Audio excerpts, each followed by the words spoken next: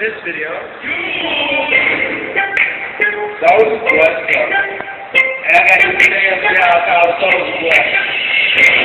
You got to bless it, crank that too fast.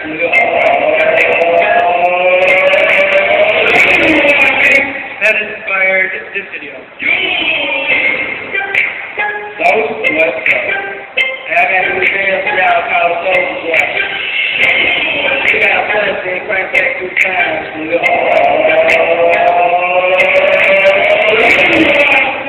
These are now conversations. They are the modern equivalent of what Sousa romanticized. The young people together singing the songs of the day or the old songs. But today, they gather not in a corner in a backyard, but they gather on a digital platform that enables people from all across the world to share and to remake the creativity of others. This is culture uncorrupted. But the problem with this culture is the law's view. The law's view of this culture is that this rewrite culture is illegal.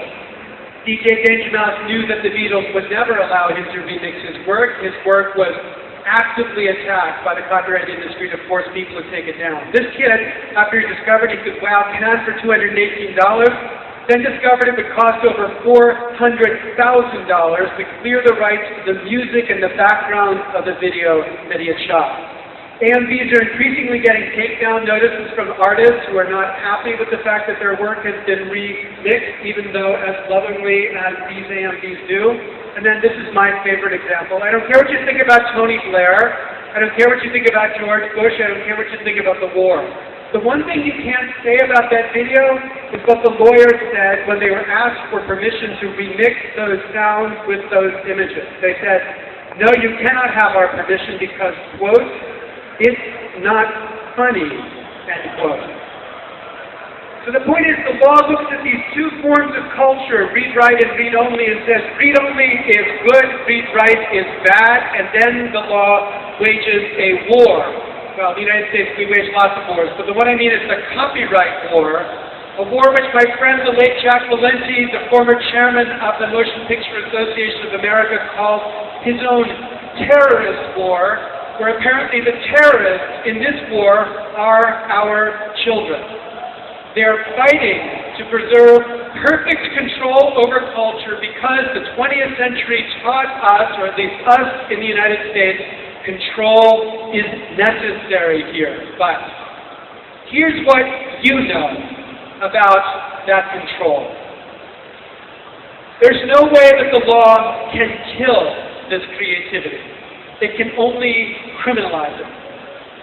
Nobody's going to stop kids from taking sounds and images and making creative things with it. We can only drive it underground. Nobody's going to make my kids as passive with relationship to culture as I was growing up. We can only make them, quote, pirates. And the question democracies have got to ask is, does it do good to criminalize a generation? Kids in America live in this age of prohibition. They constantly live their life in all sorts of facets of their life against the law. And that is corrosive. It is corrupting of the rule of law in a democracy. Now, democracy, uncorrupted. There is an extraordinary opportunity here in Brazil to do something about at least one form of this corruption. There are two reasons why there is that opportunity. First, as my friend, as my hero, Gilberto Gil, quoting another friend, another hero, Claudio Prado,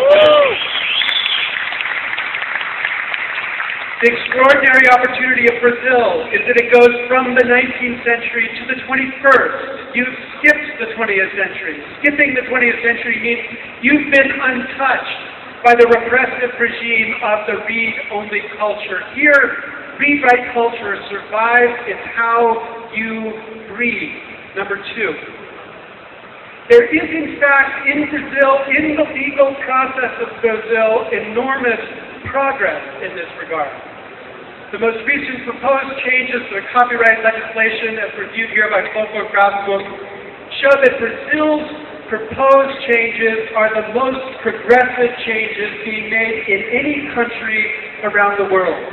Brazil has become a leader. It's been a leader at WIPO pushing the development agenda. It's been a leader standing up to extremism, the extremism which comes from the north. And that means there's an important opportunity here. And now let me be the scolding America. Seize this opportunity, Brazil. Number one, practice the balance we want, or more simply, practice what you preach. Show sharing, enable remit, use signs to say to the world, build upon my work the way I want to be able to build upon yours. That was the idea of the project we launched 7 years ago, the Creative Commons Project, to enable a simple way for authors and artists to mark their content with the freedom they intended to carry. So rather than the default all rights reserved, this means some rights reserved and some rights left open freely to the public. Since we launched this project almost 7 years ago, there's been an explosion in the number of objects licensed under this license system. Now, more than 350 million digital objects on the web licensed under Creative Commons license, including hundreds, millions in the Flickr library, including work by Radiohead, including Al Jazeera archives of extraordinary video from the war on Gaza, including the White House, which this year released its content under a Creative Commons license, including, most importantly for me, Wikipedia, which this year switched over to the Creative Commons license, creating an enormous archive of interoperable free culture marked with this license. A license that says free. Building the meme, which I first heard chanted here in Brazil in Porto Alegre, free software, free culture. Free software, free culture. That is the core of the ideal you can teach the world. Number two, you can build code here.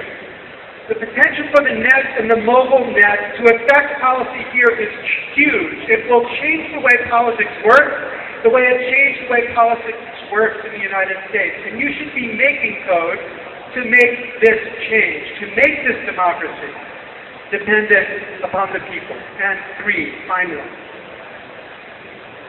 you need to help fight these corruptions.